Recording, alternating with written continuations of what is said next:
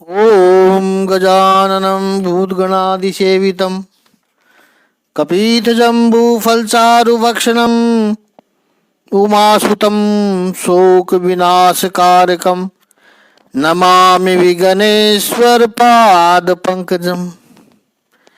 कृष्णाय वासुदेवाय हरिये परमात्मने प्रणतक्लेशनाशाय गोविंदाय नमो नमः। ओम श्री महापुरुष देवाय नमः। ओम श्री गुरुदेवाय नमः। ओम आनंद स्वरूप भगवान की जय। ओम शांति स्वरूप भगवान की जय। हमारा चिंतन गीता अध्याय 2 श्लोक 47 में चल रहा है। आज 48वां श्लोक लेंगे। अति महत्वपूर्ण विषय पर हमारा चिंतन चल रहा है। कर्म का सिद्धांत भगवत गीता के अनुसार क्या है, वो हमने समझने का प्रयास किया। कर्मण्येवाधिकारस्ते मा फलेषु कदाचन। इस श्लोक को अच्छी तरह समझने के बाद अब अगले 48वें श्लोक पर वही कर्मयोग के सिद्धांत में भगवान श्री कृष्ण ने अपना क्रांतिकारी व मानव जीवन का कल्याण करने वाले प्रभावी विचारों पर आगे प्रकाश डालते हैं। तो 48वां श्लोक लेते हैं। तो दूसरे अध्याय का 48वें श्लोक का शाब्दिक अर्थ है, हे अर्जुन, जय अथवा पराजय की समस्त आसक्ति त्याग कर समभाव से अपना कर्म करो। यही समता योग कहलाती है। अर्जुन, कर्म तो करने पड़ेंगे। कर्म तो किए बिना चलने वाला है ही नहीं। तो तू जो कर्म करे वो कैसे कर, उसकी प्रेरणा, उसका मार्गदर्शन परमात्मा यहां पर इस 48वें श्लोक में कर रहे हैं। अर्जुन के लिए संबोधन किया है, धनंजय, तू योग में स्थित रहकर तू कर्म कर और आसक्ति को छोड़कर तू कर्म कर। पहली बात योग में स्थित होकर, और दूसरी बात आसक्ति को छोड़कर। और प्रभु ने तीसरी बात कही है, सिद्धि और असिद्धि में सम रह करके तू कर्म कर, समबुद्धि रखकर, क्योंकि समत्व ही योग कहलाता है। इस श्लोक में सिद्धि, असिद्धि और समत्व, ये तीन कॉन्सेप्ट को थोड़ा ध्यान से समझने की आवश्यकता है। वो हमें पूरा प्रयास करेंगे। योग का अर्थ है, योग वो है जो जोड़ता है। योग शब्द का एक और अर्थ संस्कृत भाषा में मिलता है। वहां योग का अर्थ है युक्ति, आइडिया, टेक्निक। योग का अर्थ है कार्य करने का तरीका, कार्य करने की शैली। किस तरह से आप वो कार्य करते हो। जैसे कार्य करने के लिए अलग अलग तरीके होते हैं। हमारी माताएं बहनें भोजन बनाती है। अब एक सोसाइटी में या एक एरिया में रहने वाले लोग सामान्यतः एक ही दुकान से सामान लाते हैं। उस एरिया में यूं मानो कि एक ही गल्ले की दुकान है, सारा सामान वहीं से आता है। अनाज, मसाले, दालें, घी, तेल सब एक ही दुकान से सभी जगह सभी घरों में आया। लेकिन क्या सभी परिवारों में जो रसोई बनती है, भोजन बनता है, बाकी सब छोड़ो, केवल दाल की बात करो, क्या वो दाल सभी परिवारों में एक समान होती है? नहीं होती। क्यों नहीं होती? कच्ची सामग्री तो वही थी, सबकी एक ही थी, लेकिन बनाने का तरीका उस पर पर्टिकुलर परिवार में उस माता का, बहन का, पुत्री का जो था वो अलग ही था। एक परिवार में दाल बने तो पूरी सोसाइटी में महक फैल जाती है। और दूसरी तरफ कहीं पर आप दाल खाने बैठो तो ऐसा लगता है मानो 3 मंजिला इमारत हो। नीचे दाल, बीच में पानी, ऊपर मसाला तैरता है। चम्मच से हिलाओ तो कुछ दाल सी लगती है, और निकाल दो तो 3 मंजिला इमारत हो जाती है। क्या फर्क पड़ा है उसमें और इसमें? वेदांत की परिभाषा में कहें तो उपादान तो वही था, जो समान था वो तो वही था, निमित्त बदल गया। बनाने वाला था वो बदल गया। इसे बनाने की जो प्रक्रिया है उसे संस्कृत में योग कहते हैं। तो यहां पर भगवान कर्म योग जो बता रहे हैं वो कर्म करने का तरीका है, कर्म करने की शैली है।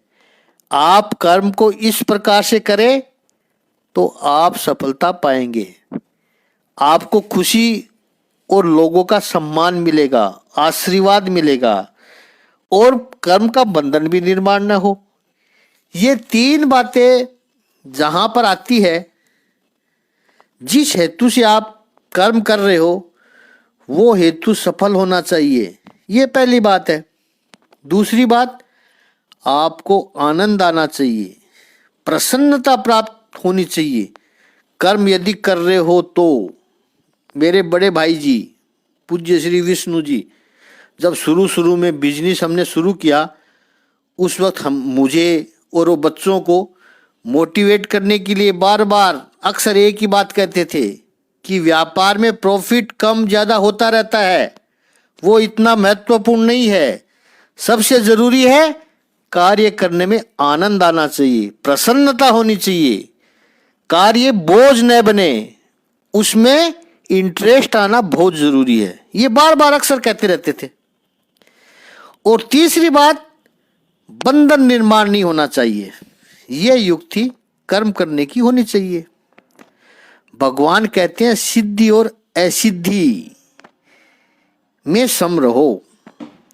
फल की सिद्धि हो या न हो, लेकिन आपका जो कर्म करने का जो तरीका है वो बदलना नहीं चाहिए। अर्थात कर्म पर से तुम्हारी एकाग्रता, तुम्हारा ध्यान, तुम्हारा रस, तुम्हारा इन्वॉल्वमेंट, तुम्हारी एफिशिएंसी वो कम नहीं होनी चाहिए। पिछले 47वें श्लोक में जो कहा कि फल में अधिकार नहीं है, इसका अर्थ है फल जो आने वाला है वो तुम्हारे हाथ में नहीं है। फल तुम्हें सिद्धि दे न दे, लेकिन उससे कर्म करने की तुम्हारी जो शैली है, इन्वॉल्वमेंट है, इंटरेस्ट है, उसमें फर्क नहीं पड़ना चाहिए। कुछ लोगों ने इस सिद्धि असिद्धियो समो भूत्वा, सिद्धि असिद्धियो समो भूत्वा का अर्थ ऐसे किया कि फल मिले या नहीं मिले कोई फर्क नहीं पड़ना चाहिए। ये अर्थ पूर्ण सही नहीं है, क्योंकि सैद्धांतिक दृष्टि से देखो तो कोई भी कर्म बिना फल के हो ही नहीं सकता है। तो कर्म निष्फल रहा है ये तो है ही नहीं। भाषा में भले ही हम कह दें कि कर्म निष्फल गया, लेकिन कर्म कभी निष्फल होता ही नहीं है। तो यहां पर भगवान कहते हैं सिद्धि और असिद्धि में समान रहो। क्यों? वो इसलिए है कि फल आपकी इच्छा के अनुरूप आए या ना आए। या दूसरा एक अर्थ महापुरुषों ने बहुत सुंदर बताया कि कर्म जो हम कर रहे हैं उसका जो फल आए, वो फल मेरा कोई काम सिद्ध करे, मेरा कोई हेतु सिद्ध करे, वो नहीं होना चाहिए। देखिए, कर्म किया तो फल जरूर आएगा, लेकिन उस फल में मेरी भीतर की शांति में अंतर पड़ जाए, मेरे मन में जो शांत सरोवर है उसमें कुछ रिपल्स, कुछ तरंग निर्माण हो जाए, ऐसा नहीं होना चाहिए। भगवान यहां पर जो कह रहे हैं समत्व, इक्वोनिमिटी, जैसे तराजू बराबर बैलेंस रहता है, कोई पलड़ा झुकता नहीं है, इसी को योग कहते हैं। एक दृष्टांत से समझे, जैसे कर्म करना उसका फल तो आएगा ही, लेकिन फल की सिद्धि या फल की असिद्धि ये क्या है? समझ लीजिए कोई एक गरीब व्यक्ति रास्ते से जा रहा था, वो कह रहा है कि मैंने 4 दिन से भोजन नहीं किया। अब सामान्य मनुष्य हो आप, उसको दया आएगी कि बेचारा 4 दिन से भूखा है, हमने उसके भोजन का प्रबंध किया, उसे भोजन दिया, और जैसे ही उसे भोजन दिया, 4 दिन का भूखा था, तुरंत खाने लगा वो। 15 मिनट में उसने पूरी थाली खाली कर दी, और वो आदमी बिना आपके सामने देखे, बिना थैंक यू कहे वहां से चला गया। आपके मन में क्या विचार आया?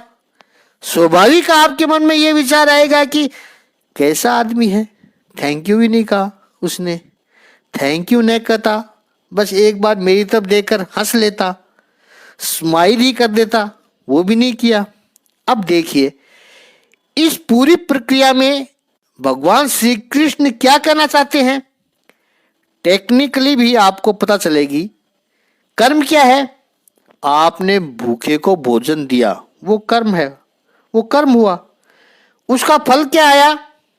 फल यह आया कि उससे उस भूखे की भूख मिट गई, उसे तृप्ति मिल गई, ये उसका फल है। अब उस फल से आप सिद्धि क्या चाहते थे?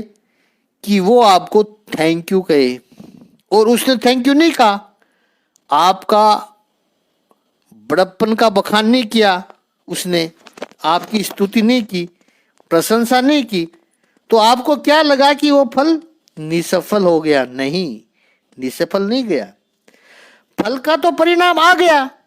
आपने भोजन दिया था, उस भोजन से उस व्यक्ति को तृप्ति मिल गई। जब आपने उस फल का परिणाम कुछ और चाहा कि मेरी प्रशंसा होनी चाहिए, मुझे थैंक यू कहना चाहिए, वो आदमी मुझे थैंक यू कहकर जाए, ये नहीं होना चाहिए। याद रखना है, प्लानिंग अवश्य करो, लक्ष्य अवश्य रखो, ध्येय होना चाहिए, वो भी एकदम स्पष्ट। व्यापार करने बैठा हूं तो मुझे 1 साल में इतना मुनाफा तो चाहिए, इतना प्रॉफिट तो चाहिए, ऐसा लक्ष्य तो होना चाहिए। धंधा हुआ तो ठीक, न हुआ तो ठीक, वो तो सब ऊपर वाले के हाथ में है। ये कर्मयोग नहीं है, ये भगवान श्री कृष्ण की वाणी नहीं है, ये भारतीय संस्कृति के ऋषियों के विचार नहीं है, क्योंकि ये तो मूर्खता है, ये तो निष्क्रियता है। यदि कोई व्यक्ति व्यापार करता है तो वो तय करेगा कि मेरा इतना माल लगा है, इतना भाड़ा दे रहा हूं, इतना खर्चा है, और इतना खर्चा है तो इतना मुझे मिलना चाहिए, ये मेरी जिम्मेदारी है। समाज में बैठा हूं, परिवार के प्रति जिम्मेदारी है, समाज के प्रति दायित्व है, उसको निभाने के लिए संपत्ति चाहिए। फैक्ट्री खोलकर बैठे हैं, चलेगी तो ठीक है, न चलेगी तो ठीक है, भगवान की मर्जी, ये कर्मयोग नहीं है।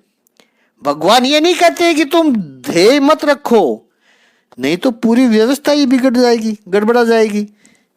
व्यापारी वर्ग कितनी मेहनत करते हैं, टेंशन लेते हैं, दौड़ धूप करते हैं, कभी कभी तो घर में कई दिनों तक समय ही नहीं दे पाते हैं, क्योंकि वो व्यक्ति कुछ करना चाहता है, उसके जीवन का एक लक्ष्य है।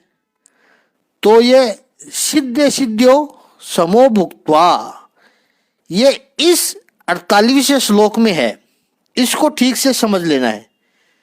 क्योंकि कई लोग, एक तो संस्कृत बहुत कम लोग जानते हैं, दूसरी भगवान श्री कृष्ण के जीवन को, भगवान श्री कृष्ण की फिलोसॉफी को, प्रभु के दर्शन को बहुत कम लोग समझते हैं। और किसी ने कोई उल्टी सीधी बात भाष्य में लिख दी तो लोग कहेंगे गीता जी में ऐसा लिखा है। गीता जी में ऐसा बिल्कुल नहीं लिखा है। अक्सर कैलेंडरों में गीता संदेश लिखा होता है, क्या लेकर आए थे, क्या लेकर जाओगे, ये गीता में कहीं कहाँ लिखा है? कहीं भी नहीं लिखा है। जो हो रहा है वो सही हो रहा है, बिल्कुल नहीं। जो हो रहा है उसे हम होने दो, नहीं, हमें कंट्रोल करना होगा। ये नहीं समझना है कि जो हो रहा है होने दो। कर्म यदि कर रहे हो तो ध्येय तो रखना ही होगा, लेकिन जैसा हमने चिंतन किया सिद्धि और असिद्धि, उसमें समत्व हो, सुमत्व रखना, यही युक्ति है, यही योग है। जब समभाव रखते हैं हम, तो इस युक्ति से कर्म करने के बंधन से बच जाते हैं। अब योगी को कर्म के फल से बचना है, वो कौन सा है? एक बात स्पष्ट है कि कर्मयोगी जो है, साधना जो करता है, वो बुरे कर्म तो करेगा ही नहीं, पुण्य के कर्म ही करेगा। तो पाप से बचने का सवाल ही पैदा नहीं होता है उसके जीवन में। वो करेगा तो पुण्य ही कर्म करेगा। लेकिन पुण्य कर्म भी बंधन निर्माण करते हैं।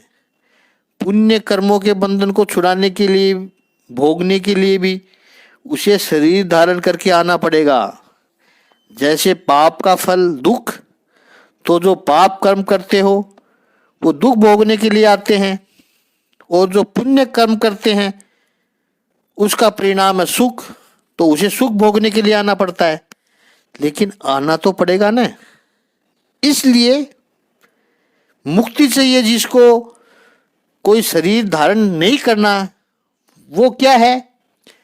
और इस सृष्टि से कहा भी जा सकता है कि समझो किसी से जानबूझकर या भूल से पाप कर्म हो जाए, तो शास्त्रों में पाप कर्म से छूटने के लिए प्रायश्चित भी बताए गए हैं। हाँ, कुछ पाप कर्म ऐसे हैं जिनका कोई प्रायश्चित नहीं है, लेकिन अधिकतर जो पाप कर्म है उसके प्रायश्चित है, शास्त्रों में लिखे हैं। लेकिन पुण्य कर्म से छूटने के लिए कोई प्रायश्चित नहीं बताया गया है शास्त्रों में। आपने पुण्य कर्म किया, अच्छा कर्म किया, इस कर्म का बंधन भी आपको नहीं चाहिए, तो उससे छूटने का कोई उपाय है? कोई उपाय नहीं है। कमाल है, पाप कर्म करके प्राणी छूट सकता है, उसका प्रायश्चित है, लेकिन पुण्य कर्म करके छूट नहीं सकता है। पुण्य कर्म का परिणाम सुख तो भुगतना ही पड़ेगा, भले ही वो परिणाम अच्छा है, लेकिन उसके लिए आना तो पड़ेगा संसार में, भुगतना तो पड़ेगा, और संसार में भुगतना पड़ेगा। यहाँ पर प्रभु यह कहते हैं कि पुण्य कर्मों से, पुण्य कर्मों के बंधन से भी छूटने का एकमात्र उपाय यह है कि सिद्ध सिद्धियों समो भूत्वा, सिद्धि और असिद्धि में समान बनो, और संगम त्यक्त्वा धनंजय, जो कर्म कर वो आसक्ति को छोड़कर कर। आसक्ति को छोड़ोगे तो मन चित्त शुद्ध हो जाएगा। और प्रभु ने संबोधन किया है धनंजय। अर्जुन को धनंजय कहा है, धनंजय के नाम से पुकारा है। अर्जुन का धनंजय नाम इसलिए पड़ा कि जब पांडवों ने राजसूय यज्ञ किया, उस समय संपत्ति की आवश्यकता थी, तो उस समय भगवान श्री कृष्ण के मार्गदर्शन में अर्जुन उत्तर दिशा की ओर गया, कई बड़े बड़े युद्ध किए और बहुत सारा धन जीत कर ले आया था धनंजय। और वो सारा जीता हुआ धन का तूने क्या किया अर्जुन? आकर के सीधे अपने बड़े भाई युधिष्ठिर के पास रख दिया, राज्य की उन्नति के लिए, समाज की उन्नति के लिए।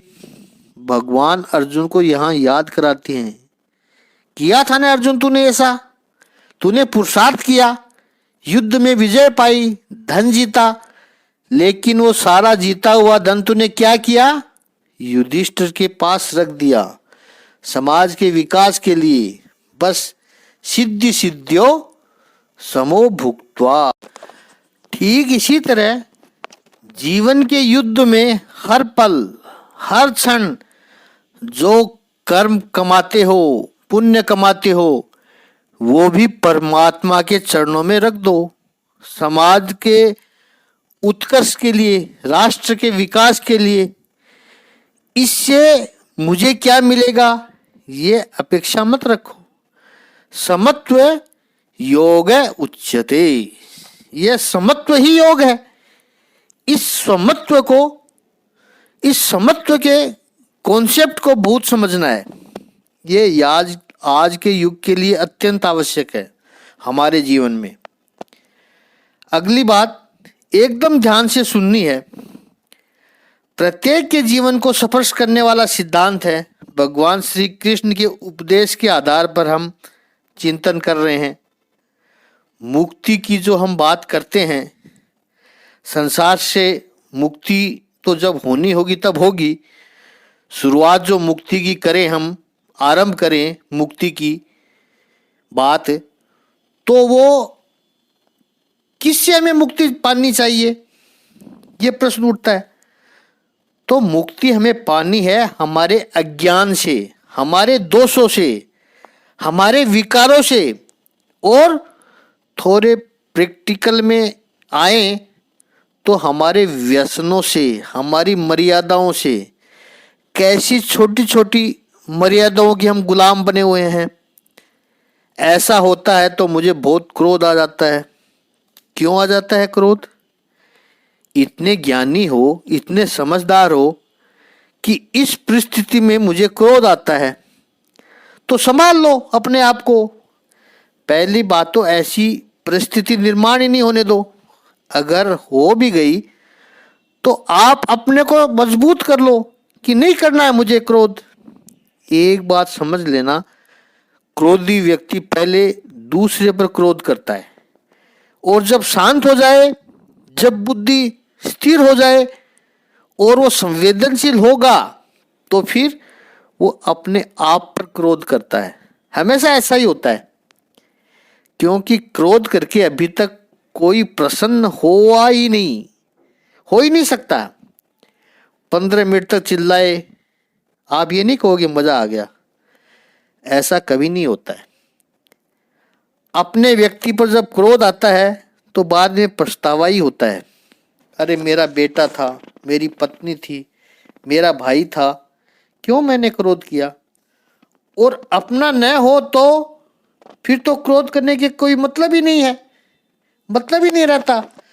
जो व्यक्ति अपने को पहचानता नहीं, उसे हम नहीं जानते पहचानते, उस पर गुस्सा करके क्यों अपना मूड खराब करते हैं। लेकिन व्यक्ति कहता है कि मुझे क्रोध आ जाता है, ये उसकी भूल है, ये हमारी मर्यादा है। इस मर्यादा से मुक्त होने का प्रयास करो। व्यसन है तो व्यसन से मुक्त होने का प्रयास करो, इसमें आपकी मास्टरी हो। तब आप कॉन्फिडेंट हो जाएंगे कि तुम्हारे व्यसनों के, दोष के, विकारों के गुलाम नहीं हो आप स्वतंत्र हो, आप मास्टर हो। इनसे मुक्ति चाहिए। अब ये कैसे मिले? वो तभी मिलेगी जब तुम्हारे मन, बुद्धि और चित्त के ऊपर तुम्हारा कंट्रोल होगा, नियंत्रण होगा। जब आप कॉन्शियसली जियोगे। आप कह सकते हैं कि क्या हम कॉन्शियसली नहीं जी रहे हैं? नहीं, अभी तक नहीं जी रहे। अधिकतर लोग जो समाज में जीवन जीते हैं वो मैकेनिकल लाइफ जीते हैं, मशीनरी जीवन जीते हैं। क्रिया प्रतिक्रिया में भी, क्रिया प्रतिक्रिया में ही जीते हैं। ऐसा नहीं होना चाहिए। आध्यात्मिक यात्रा है, साधना है, उसमें सचेत होकर जिए। चाहे कितनी ही बाहर की परिस्थिति बदलती रहे, सिद्धि आए, असिद्धि आए, तुम्हारे अनुकूल हो, प्रतिकूल हो, लेकिन तुम्हारे अंदर की जो स्थिरता में, आनंद में, शांति में कोई फर्क नहीं पड़ना चाहिए। इसी को ही भगवान समत्व योग कह रहे हैं। यह याद रखना है कि शांत होना एक बात है और समत्व में स्थिर हो वो अलग बात है। आप जब शांत होते हो यानी समत्व में स्थिर हो, तभी अस्तित्व ने, ईश्वर ने आपको जो ऊर्जा दी है, आपके भीतर जो रहस्य भरे भरे पड़े हैं, आपका पोटेंशियल है, आपकी क्षमता है, उसको पहचानने का और उसका सदुपयोग करने का सामर्थ्य तभी प्राप्त होगा जब आप समत्व में स्थिर होते हो। आगे का चिंतन कल करेंगे। ओम श्री सच्चिदानंद भगवान की जय। ओम श्री आनंद कंद भगवान की जय।